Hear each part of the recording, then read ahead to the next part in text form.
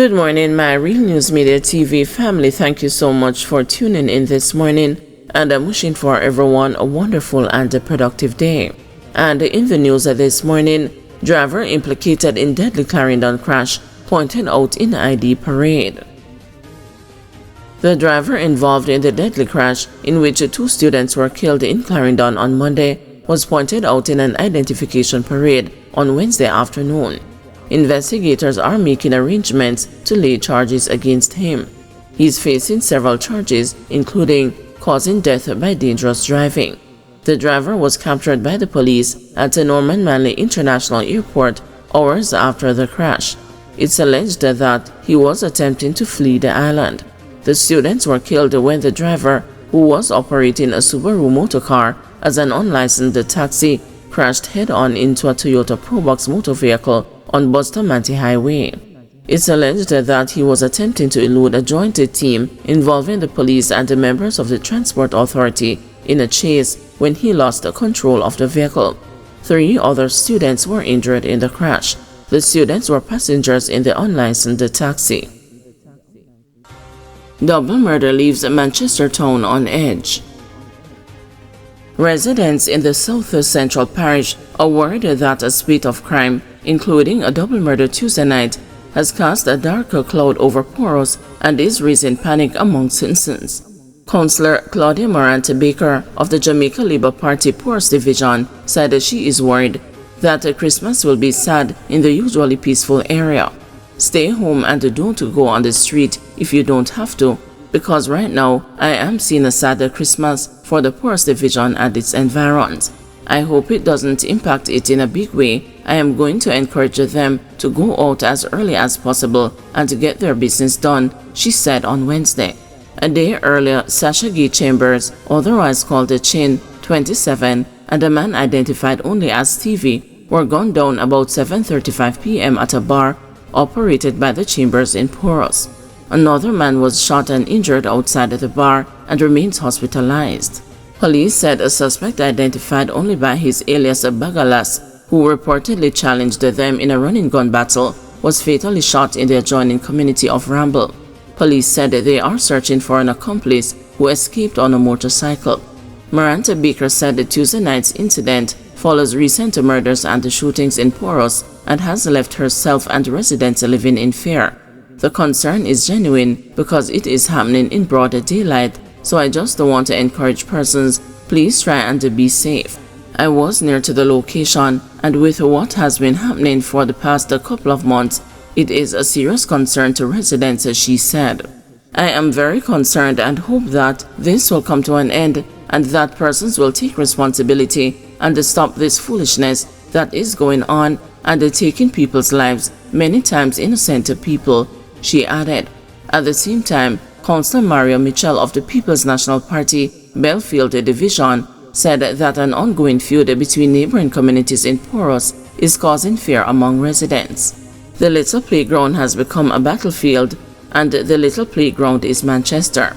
I am surprised and devastated at the recent flare-up of violence in Poros and other sections of Manchester. This is something that is very concerning to us as leaders across Manchester, he said. We want to ensure that the police will do every single thing in their power to ensure that the people of Manchester have a peaceful Christmas. Poros has seen a flare-up of violence in recent times, he added. A relative of the bar operator told the news that her family is puzzled and questioned what could be a motive for the attack. I was home when I got a call that the Chin got shot. We don't know what caused it. I don't know of her and anyone being involved in anything, said the relative. A senior police source said detectives are probing allegations that the suspect had confronted Chambers at the bar during the day on Tuesday. Reliable source also told the news that Chambers and her suspected killer are cousins. During a visit to Poros on Wednesday, some residents and police personnel, who all opted to remain anonymous, said the criminals have instilled fear in Poros and adjoining areas.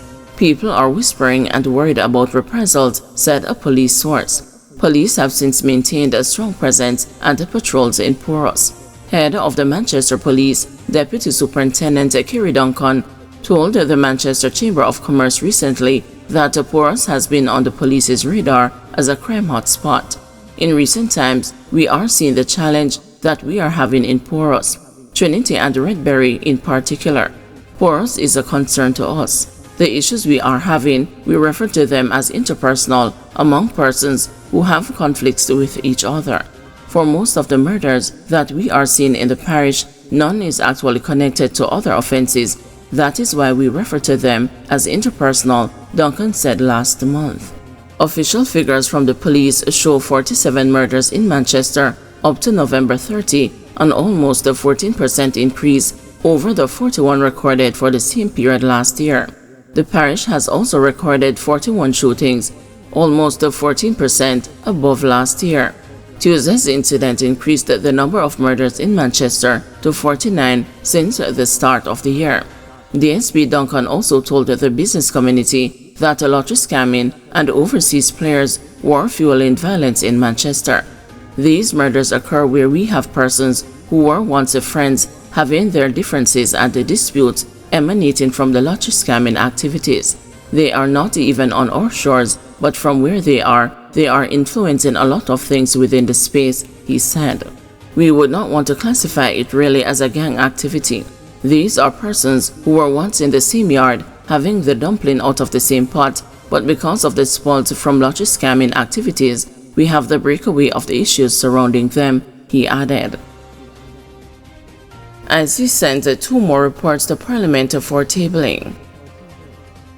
2 investigation reports and an indicative ruling from the Director of Corruption Prosecution have been sent to Parliament by Jamaica's single anti-corruption body. The Integrity Commission, in a release yesterday, indicated that hard copies of the investigation reports were submitted in separate envelopes under cover of identical letters addressed to Speaker of the House Juliet Holness, Tom Tavares Finson, the President of the Senate, and the Clerk to the Houses of Parliament Colleen Lowe. The IC said that the associated indicative ruling, which is embodied in a second and a separate letter, was also similarly submitted. The anti-corruption entity said it anticipates that its investigation report, which was submitted in conformance with Section 54 of the Integrity Commission Act, together with the reference indicative ruling, will be tabled in the Parliament as soon as possible. Section 54(4) of the Integrity Commission Act provides that where the report from the Director of Investigation to the Commission has a recommendation under subsection 3, the Commission shall submit it to Parliament for tabling. The reports are expected to be tabled at the next sitting of the House of Representatives. ODPEM vows no repeat of $4 million waste of relief supplies. The Office of Disaster Preparedness and Emergency Management says it will implement measures to improve inventory management and prevent a recurrence of relief supplies spoilage, which amounted to almost $4 million. The Auditor General's Department has found that ODPEM's failure to replace defective storage units affected the preservation of relief supplies from mold and pest, a problem observed by the Auditor General's Department team during site visits. During our visits to 5 inventory warehouses between October 2023 and January 2024, we identified the existence of duplicated inventory coding, insufficient segregation between Government of Jamaica and donated items, and the discrepancies caused by the transfer of inventory items to other warehouses. Auditor General Pamela Monroe Ellis outlined in a performance audit report tabled in Parliament on Tuesday. In its response, included in the report, the management of ODPEM said a warehouse maintenance plan has been completed and outlined the procedures including a maintenance schedule for servicing of equipment, building inspections and cleaning, and repairs.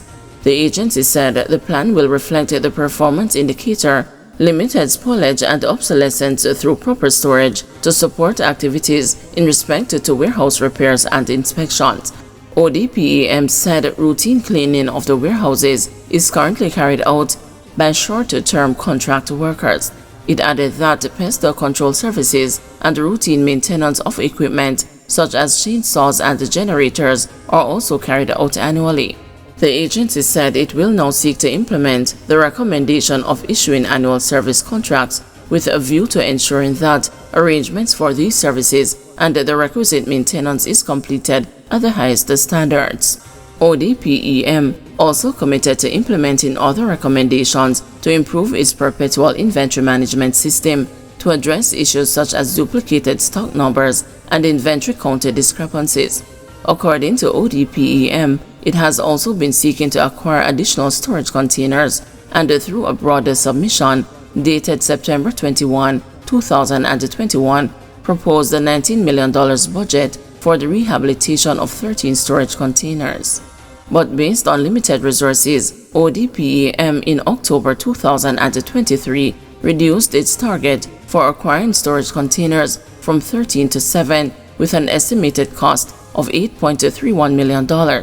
Up to the time of the audit, these were yet to be acquired. The ODPEM also wishes to advise that in pursuit of a new warehouse location, attempts to identify a suitable site in northeast Jamaica were unsuccessful.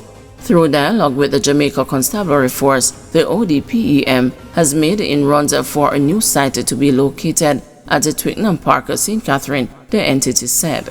The Auditor General's Department report also revealed that, despite identifying the need to replace the central air conditioning unit at its head office in 2019 and receiving $32.84 million for its procurement, ODPEM failed to replace the unit.